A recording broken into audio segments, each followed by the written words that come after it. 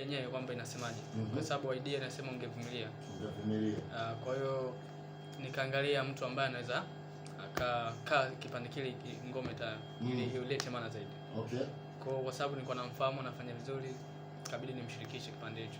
Sasa unajua wengine labda hapa wangeashuma labda kwa sababu umesikia sauti ya kike unataka kama ungesikia kuna Lina, sio wala Zuchu vile. Hapana. Wewe unaamini kwenye majina makubwa ili waweze kutoka hususan upcoming.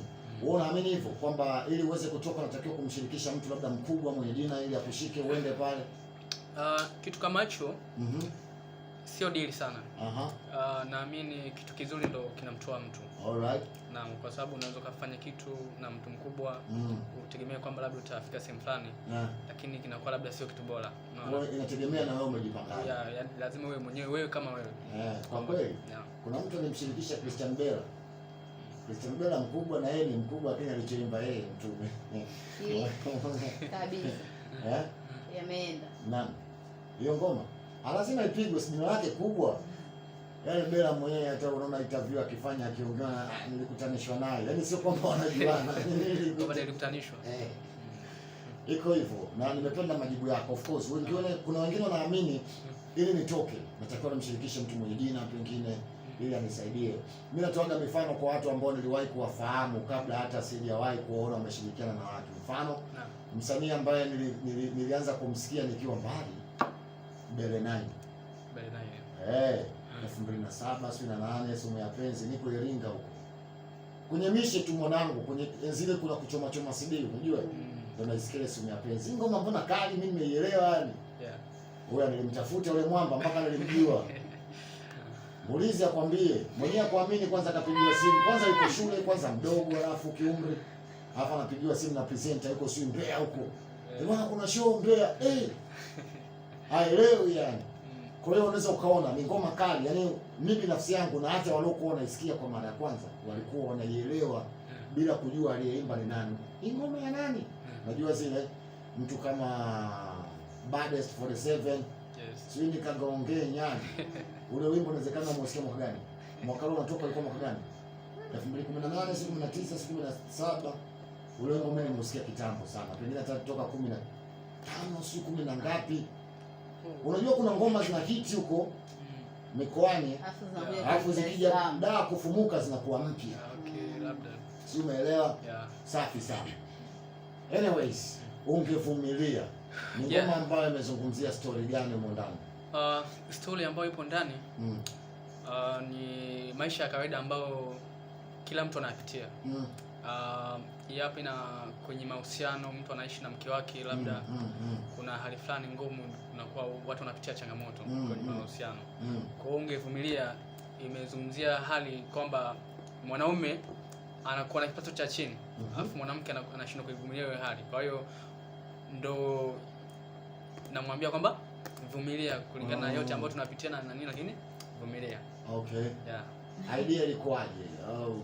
Idea kuna sehemu uliona hii ili kugusa mwenyewe. Iko sasa wasanii utasikia kuna mwanangu mmoja huyo.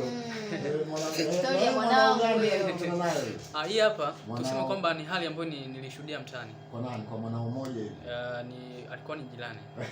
Ila sio mwanao, ni mwanao. Sio mwanao. Ni mimi, mimi ni jirani yangu ambaye nilikuwa naona hiyo hali na nini, mke wake anashindwa kumvumilia.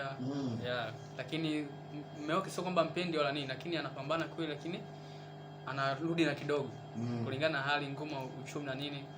Kwa hiyo mwanamke ndio hivyo anakuwa anashindwa kuvumilia, ndio ikawa kama vile natanga ndio nikapata idea pale.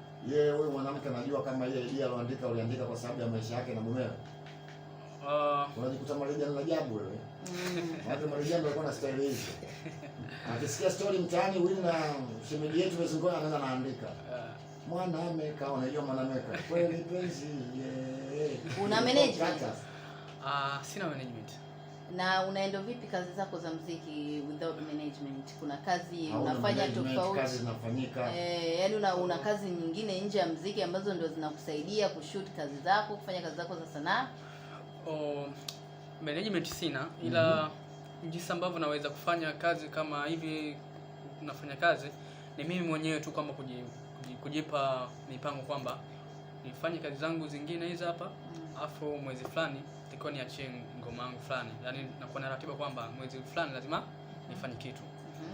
Kusema kwamba labda nina management na nini, hapana. Vipi kuhusu payment zako za muziki? Kwa sababu studio hata mwana kuna siku atakwambia wewe mwanangu leo uwezo ukarekodi bure, yani siwe yani wewe unaenda vipi situation zako za muziki kuhusu kuhusu pesa? Au labda without management, producer mwanao anakuzingatia videos kwamba mwanangu umepiga beat. Yani kiujumla ubinti anataka kujua the way unavyoweza kwa sababu tunaamini ili uende studio unahitaji nauli. Kuna sometimes ukifika studio hamna umeme, producer anahitaji pesa.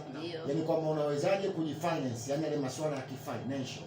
Kwa maana anaamini una kipato kingine sehemu, labda unafanya biashara au unafanya kazi au kuna mishe yote waga unaingiza au kuna mabrother tu waga wanachanga hivyo. Anakufungua ili kama kuna watu wanasikia sasa wanataka kuweka mkwanja, kuna jamaa na muziki mzuri unaweza kukuta zile lakini hana company. Yes. Okay, sawa. Pale cha kwanza ni mimi waga nashtuka kwamba sasa hivi kuna kitu nataka nifanye. Lakini kuna wadau ambao kidogo wanakuwa wana support, wanakuwa wana love muziki wangu. Wanapenda nifike sehemu fulani. Kwa hiyo nikitaka kufanya kitu fulani na kwa nawashirikisha, bwana mimi kuna 1 2 3 nataka kufanya kitu fulani. Kwa hiyo wapo ambao wanaelewa, wananisupport labda kiasi fulani nataka niingie studio. Nataka kufanya kitu fulani kama nauli. Vile vile na mimi nakuwa natoka huku na huku nikichanga nafanya kitu. Okay. Naam. Sawa.